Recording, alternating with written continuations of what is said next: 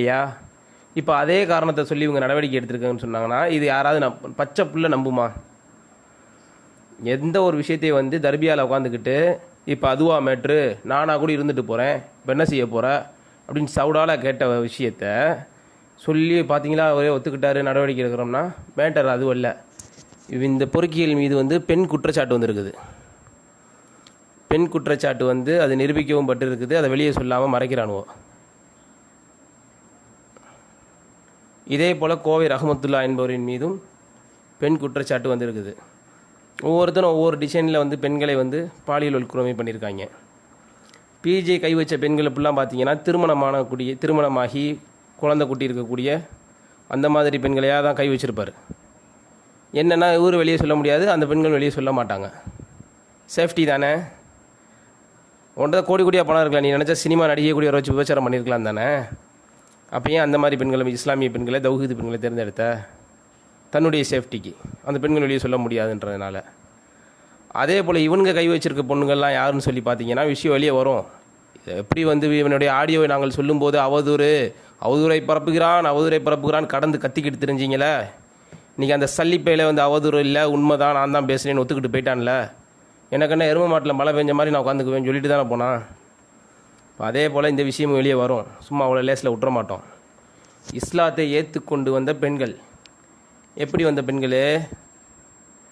ஒருத்தன் லவ் பண்ணுறேன்னு சொல்லி கூப்பிட்டு வந்துடுவான். இஸ்லாத்துக்கு வந்துடுவான், லவ் பண்ணுறேன் அப்படின்னு சொல்லி கூப்பிட்டு வந்து பாதியிலே குடியாரனா அது அப்படியா இருப்பான். அந்த மாதிரி கேரக்டராக இருப்பான். அந்த மாதிரி நாளை நம்பி பெண்கள் வந்துடுவாங்க.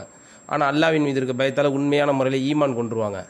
இந்த கேடு கட்டவனுக்காக மார்க்கத்தை தூக்கி போட இயலும் அப்படின்னு சொல்லிட்டு மார்க்கத்தில் உறுதியாக இருக்கக்கூடிய பெண்கள் இருக்கிறாங்க. அவங்க மேலே கை வச்சோம்னா அவங்களுக்கு கேட்க அண்ணே இல்லை, அவங்க வாப்பா இல்லை, யாரும் இல்லை. இந்த மாதிரி விஷயத்தை பேசும்போதே இப்படிலாம் பேசாதீங்க, வைக்காதீங்க, எங்களுக்கு தாவா தடைப்படுது அப்படி இப்படின்னு சொல்லி நீலி கண்ணீர் வடிக்கிறீங்க நாய்களா சில பேர். உங்கள் வீட்டில் இருக்கக்கூடிய பெண்கள் அப்படி கை வச்சா சும்மா இருப்பீங்களாடா? அபலை பெண்களே கை வச்சுருக்காங்க. கேட்க நாதி இல்லாத பெண்கள், இஸ்லாத்துக்கு புதுசாக ஏற்றுக்கிட்டு வந்த அந்த பெண்களை, மதரசாவில் படிக்கிற பெண்கள் மேலே கையை வச்சுருக்காங்க. கேட்டால் யார் வருவா? நம்ம கொண்டே மதரசாவில் விட்டு ஒரு பெண்ணை ஏதாச்சும் பண்ணிட்டோம்னா ஓடி போவோம். ஐயோ என் பிள்ளை எதை பண்ணிட்டான்டா, என் தங்கச்சியை பண்ணிட்டான்டா, என் மனைவியை பண்ணிட்டானான்னு ஓடி வருவோம். கேட்க நாதியே இல்லாமல் அல்லாவுக்காக வேண்டி இந்த மார்க்கத்தை ஏற்றுக்கிட்டு வந்த மாற்று மதத்திலேருந்து வந்த பெண்களை ஃபுல்லாக கையை வச்சு இப்படி சீரழிச்சுக்கிறானுங்க. இந்த விஷயம்லாம் இன்ஷால்லா வெளியே வரும். அவ்வளோ சீக்கிரத்தெல்லாம் விட்டுற மாட்டோம். சும்மா ரியாத்து மைதின்ற பேரில் கல்லையடியில் நான் பரப்புனேன்னு ஒத்துக்கிட்டான், அதுக்காக தான் நடவடிக்கை எடுத்தோன்னு சொல்லி மக்களை ஏமாற்ற பார்க்குறியா? மக்களை ஏமாற்ற பார்க்குற, உன்னை நம்பி இருக்கக்கூடிய ஜமாத்தில் இருக்க உறுப்பினர்களே ஏமாற்ற பார்க்குற. இதை வந்து மிச்சம் எல்லாருமே கவனத்தில் கொண்டு, தமிழக முஸ்லீம்கள் அனைவரும் கவனத்தில் கொண்டுக்குங்க.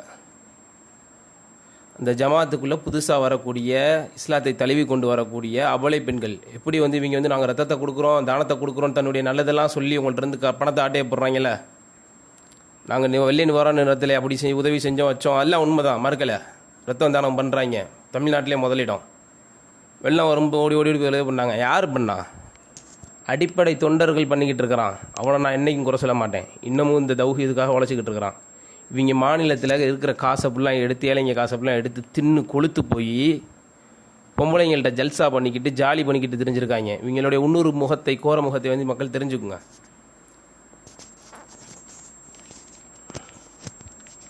இன்ஷால்லா இது ஒரு மேட்ரு. மேற்கொண்டு அடுத்த லைவில் ஒன்றுன்னு சொல்கிறேன். அஸ்ஸலாமு அலைக்கும்.